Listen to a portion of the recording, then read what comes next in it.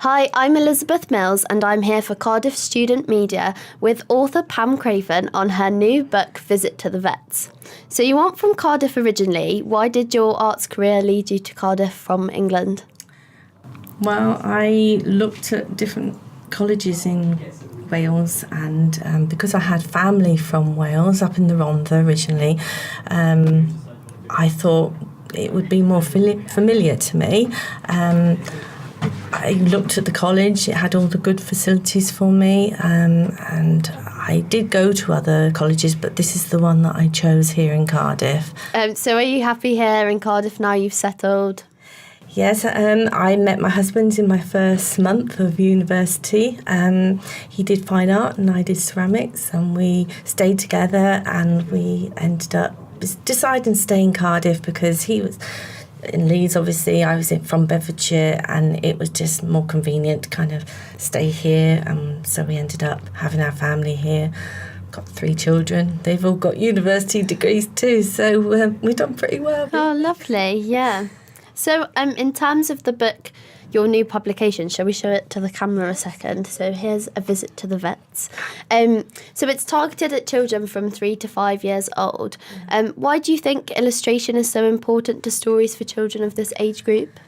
Well, it makes it a lot more interesting. They can see, because they don't always understand some of the words in the story, but it allows the story with those words in it will be more suitable for older children, but whilst they're younger, they can look at the illustrations, they can see what the stories are all about, so it does help, and I think they're quite cute, they're quite funny, kids, they love animals, well, most do. Yeah, they're quite sweet and an aid to the children as they read, I suppose. Yeah. So due to your qualifications, so your BA Honours in Ceramics and your PGCE to teach art at secondary school, I'd assume you're more an artist by trade than an author. So what led you to combining art with literature? Well, I was an art teacher for a few years. I wasn't. I mainly did it as supply because of my family commitments. I also had another job in the evening, so I was working a lot.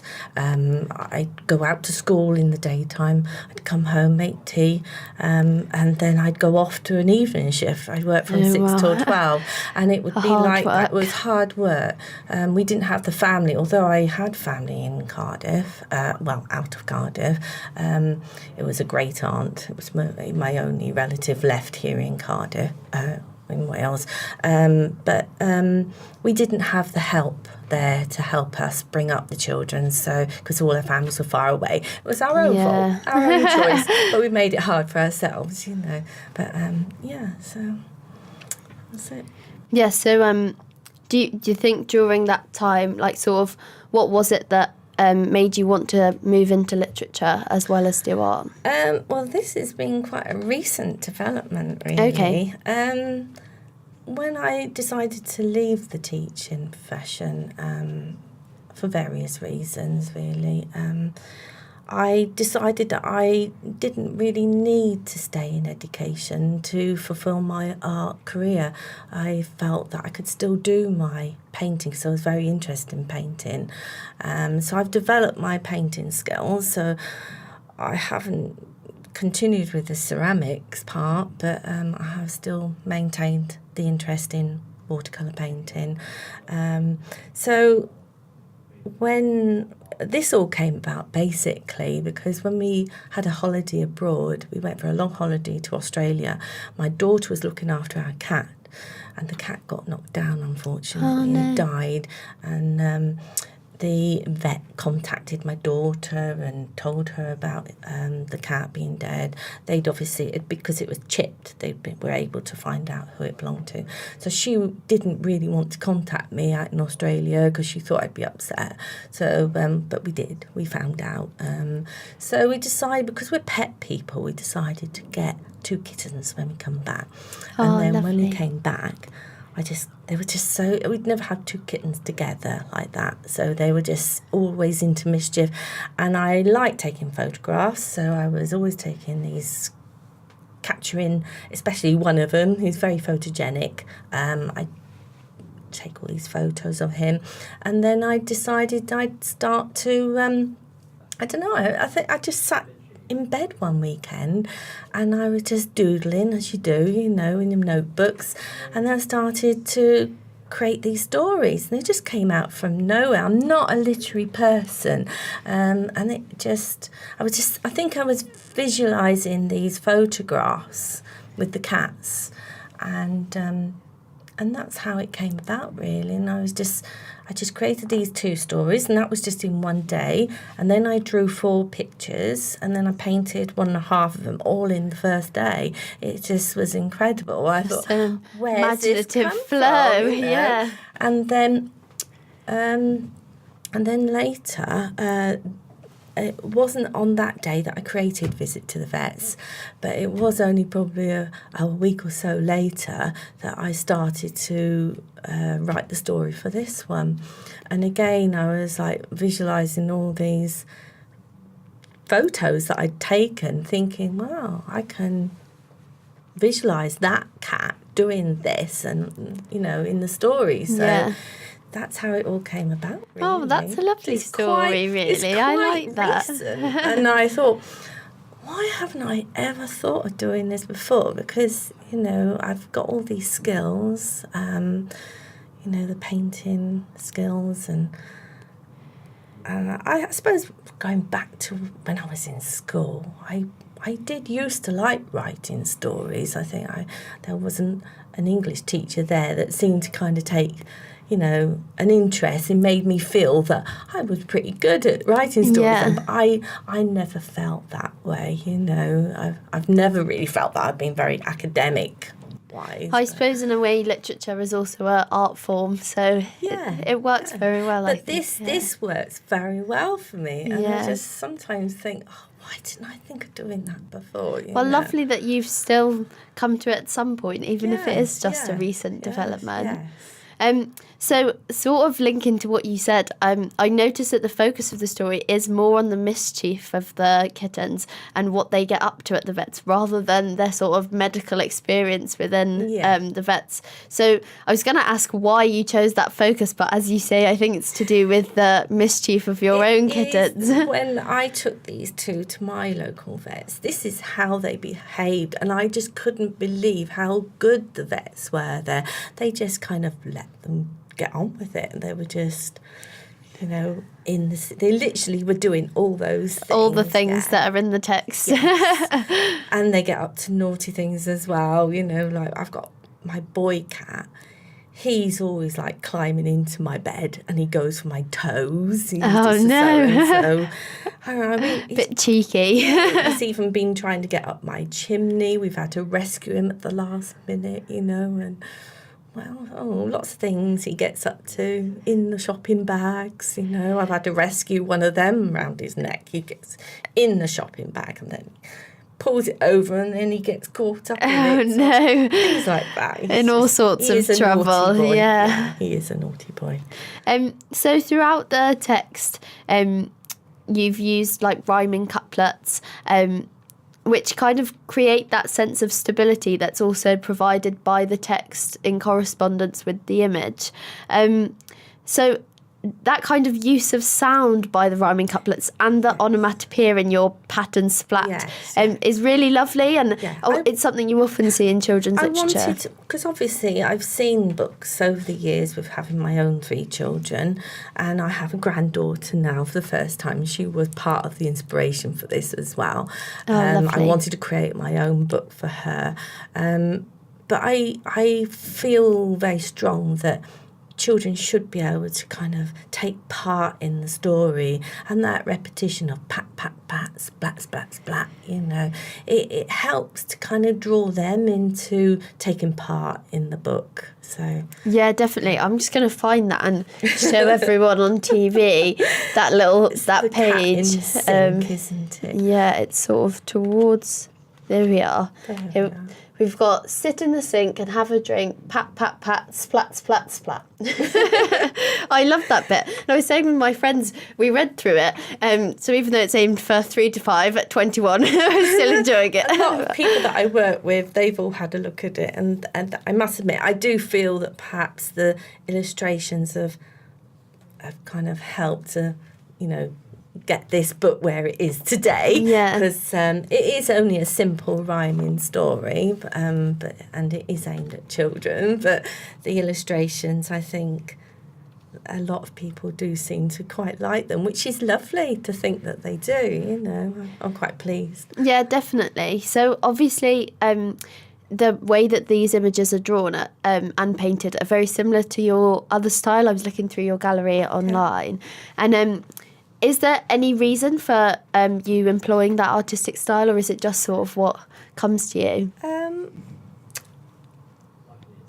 Well, it is a style. I have seen that it is a style. When I've looked at other people's work, mine is different. That's just how I paint. There is on my website, like you say, there are lots of portraits of dogs there, because I do that as well. Yeah. But the style for the illustrations, it is different. It's simpler. It's more. It's like looser. It's not as tight as the actual dog portraits. I do try to kind of.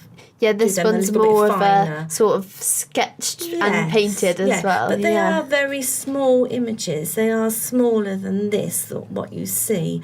So trying to paint on a very small scale, when that's enlarged for a book, for like this, I feel that it gives a lovely quality, because I do like to see those rough kind of the workings of the artist. Yeah. I think, as you were saying as we came in, that you're a big fan of Impressionism, and I think you can actually see that in your artwork a lot. When I was doing my, before I came to Cardiff, I was doing a foundation course, and there was a tutor there that I had for my life drawing, and he basically is the one that taught me how to draw and paint, and he always taught me to draw with lots of small strokes and colour like that as well, and I'd always start from the lightest to the darkest, and when you say, like, you look at like a white dog, I don't see a white dog, I see a variety of colours, and that is how we were taught. You bring in all sorts of colours into colours as you get, which is really lovely for children's literature. I think that use of colour, it's quite important. I think it's important to have lots of different colours in there. What I like is the one with the picture with all the dogs in, and the one with the lizard and the birds and the snake and the little mouse, because I think that's very colourful, and I think that's that's what children like to see in books, is lots of colour and lots of different animals as well. I think it's more at the front. So I thought that too. I think it's the next one after the train. Oh, there we are. I like that. Lots of colours across those 2 pages, actually. They're really lovely.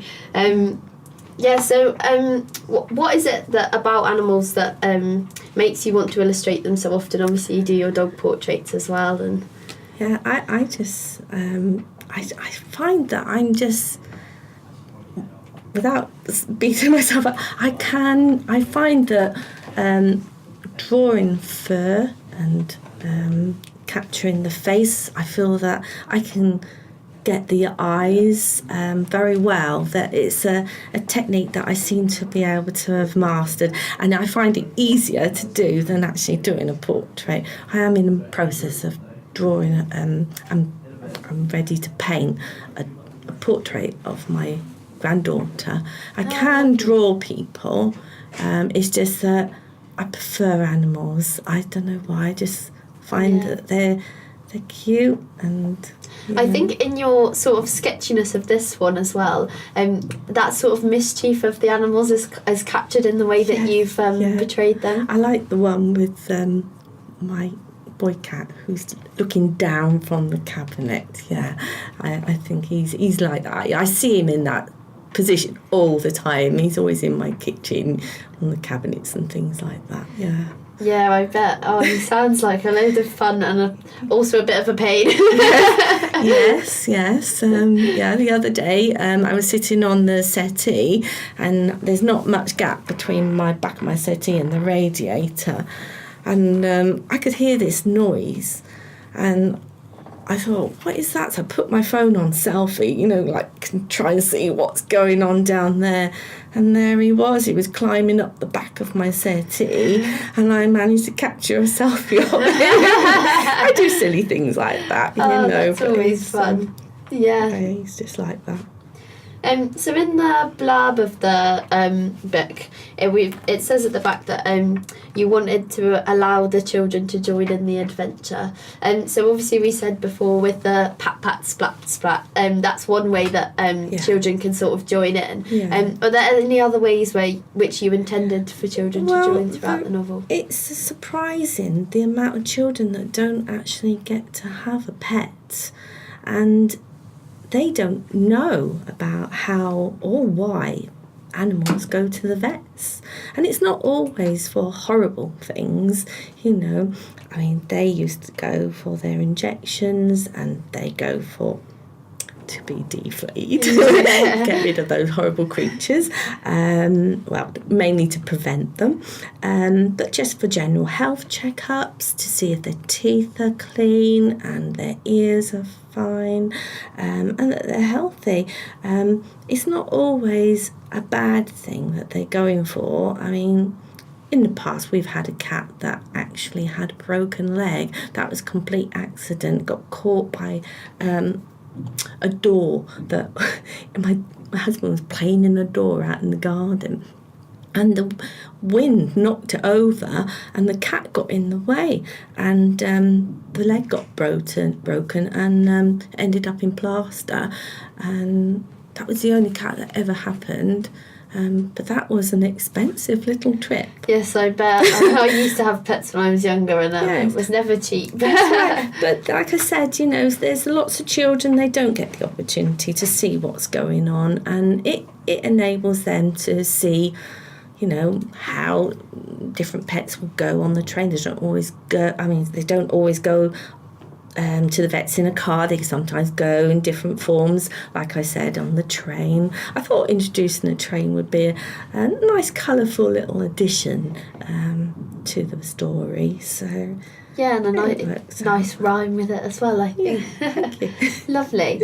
I think that brings me to the end of the interview. Okay. But I would definitely recommend this book for any students who have younger children and would like them to read something about animals, or just a really nice, pleasant read. Yes. For anyone who's buying a Christmas present for a young brother or sister, and a really lovely book to look out for. So that's Pam Craven's A Visit to the Vets. And if they ever want to look at my website, it's pamcravenillustrations.com. And the book is available to order online. I think it is, trying to think now, you've got austinmacaulay.com, and you've got amazon.co.uk, whsmith.co.uk, I think, and you've got foils and you've got Watersons. They are all available to order online. Great, so we can find it in loads of places then. Lovely. Well, thank you very much for coming in. I enjoyed this very much. Thank you for inviting me. Yes, this has been Elizabeth Mills with Pam Craven for Cardiff Student Media.